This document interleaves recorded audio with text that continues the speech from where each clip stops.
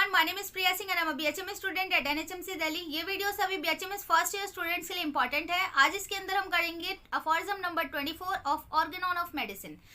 ये हमारी एक सीरीज चल रही है फर्स्ट 27 अफॉरिज्म को, जिसमें हम कंप्लीट करने वाले हैं। तो आज हम करेंगे 24 को, और इसके पहले के सारे अफॉरिज्म टिल 23 एंड जिसमें भी फुटनोट है मैंने बहुत अच्छे से सिंप्लीफाइड वे में एक्सप्लेन किया है।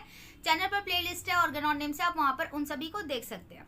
तो अफॉरिज्म नंबर 24 को समझने के लिए आपको बहुत अच्छी नॉलेज होनी चाहिए अफॉरिज्म नंबर 22 की, उसके फुटनोट की एंड अफॉरिज्म नंबर 23 की।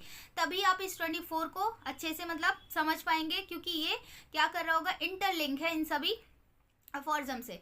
तो मैं बस एक हल्का सा जिस्ट देती हूँ लास्ट अफॉरिज्म को, ताकि आप 24 को कनेक्ट कर पाएं। पर फिर भी पहले इसको समझने के बाद आप उन वीडियोस को भी अच्छे से समझ लेना, और पहले समझ रखा है तो वेल एंड गुड, आपको अच्छे से ये वाला अफॉरिज्म बहुत अच्छे से समझ आने वाला है। तो अफॉरिज्म नंबर 22 में जैसे बताया गया था कि जब हम डिजीज को क्योर करने के लिए एक मेडिसिन निकाल रहे थे, एक रेमेडी दे रहे थे, तो उस मेडिसिन को हम दो मेथड से दे सकते थे। First one is antipathy and second one is homeopathy के बारे में बताया गया था। और इसी के फुटनोट में 22 के फुटनोट में दिया गया था एलोपैथिक मेथड के बारे में बताया गया था। ठीक है, तो ये तीन मेथड से हम दवाइयां दे रहे थे। फिर 23 अफॉरिज्म में बताया गया कि जब हम एंटीपैथी एंड एंशियोपैथी पैलिएटिव मेथड से दे रहे थे, मेडिसिन दे रहे थे, ये इस मेथड का यूज किया हमने, तो क्या मिला हमें क्या मिला, इसके कुछ बेनिफिट मिले और कुछ हमें इसके क्या मिले, क्या हार्म हो रहा था, क्या नुकसान पहुंच रहा था इन मेथड से। तो बेनिफिट में तो ये हुआ कि शॉर्ट टर्म के लिए रिलीफ मिला था, और इसके हार्म में क्या हुआ कि नेक्स्ट टाइम में जब वो डिजीज वापस आई तो बहुत एग्रेवेट होके आई, बहुत इंटेंसिटी उसकी बढ़ गई। तो ये बताया गया था। तो अब 24 में हमें ये बोलेगा कि अब ये सारे मेथड तो हमने देख लिया, तो हेनमन सर यहाँ बताएंगे हमें कि जो हमारा होम्योपैथिक मेथड है, जो हमारा होम्योपैथिक सिस्टम है, जिस तरीके से हम मेडिसिन देते हैं, तो इससे ज़्यादा ट्रस्टवर्दी और इससे ज़्यादा अच्छी सर्विस एक डिजीज को क्योर करने के लिए और किसी पैथी में नहीं है। वाई? बिकॉज हमारे सारे जो मेडिसिन होती हैं वो क्या होती हैं, ड्रग प्रूविंग के थ्रू आई है, ऑन हेल्दी ह्यूमन बींग्स पे प्रूव की हुई होती हैं।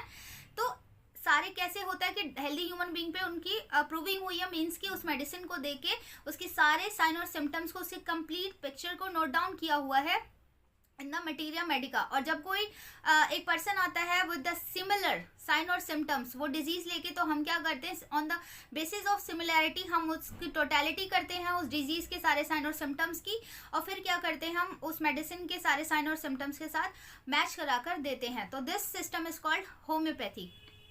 तो इसी को बताया गया कि ये बेस्ट सिस्टम है। अब हम इसको बुक से रीड करके समझ लेते हैं एक एक लाइन को। So, aphorism says that there remains therefore no other mode of employing medicine in disease that promises to be of service beside the homeopathy। कि होम्योपैथी के अलावा जो ऊपर के सिस्टम थे, जो पैथी थी, इसके अलावा, होम्योपैथी के अलावा और कोई सिस्टम इस बात का प्रॉमिस नहीं कर सकती है कि वो एक अच्छी सर्विस देंगे। इसमें हम एम्प्लॉय जो कर रहे हैं मेडिसिन को, तो वो क्या कर रही हैं, अपना एक अच्छे से काम करती हैं, प्रॉमिस करती हैं, इस बात का दावा करती हैं कि वो एक अच्छी सर्विस प्रोवाइड कर रही हैं डिजीज को क्योर करने के लिए। By means of which we seek, और इस मेथड में हम क्या चीज देखते हैं, for the totality of the symptom of the case of disease, a medicine which among all medicines has the power and the tendency to produce an artificial morbid most similar to that of case of the disease in question। ये कहना चाह रहा है कि इसमें, इस method में, इस पैथी में हम देख क्या रहे हैं कि जो हमारे सामने अभी पेशेंट आया है, जो प्रेजेंटिंग कंप्लेन है उसका, तो उसकी जितनी भी साइन और सिम्टम्स हैं वो हमने नोट डाउन करा, उसकी हमने क्या की, टोटलिटी की, मीन्स की मेन उसके सारे सिम्टम्स को हमने उठाया, इन टोटल किया उसके सारे सिम्टम्स को। अब क्या कर रहे हैं कि इतने नंबर ऑफ मेडिसिन में से किसी एक मेडिसिन में ही तो होगा ना कि वो सारे साइन और सिम्टम्स क्या करें, मैच करें, सिमिलर हो। तो इसमें कह रहा है कि उस टोटलिटी से हम जो मेडिसिन हमने प्रूव करी है, तो ये क्या थी, जो प्रूविंग के थ्रू आई है, वो आर्टिफिशियल डिजीज के सिम्टम थे, आर्टिफिशियली हमने प्रोड्यूस करवाया था ना उसको। तो आर्टिफिशियल डिजीज के साइन और सिम्टम को हमने मैच किया with the natural sign and symptom of the disease, और जब ये मैच हो गया, हमने देख लिया कि this is the perfect medicine, इस साइन और सिम्टम के लिए जा रही है, तो हम उसको क्या करते हैं, रेफर कर देते हैं।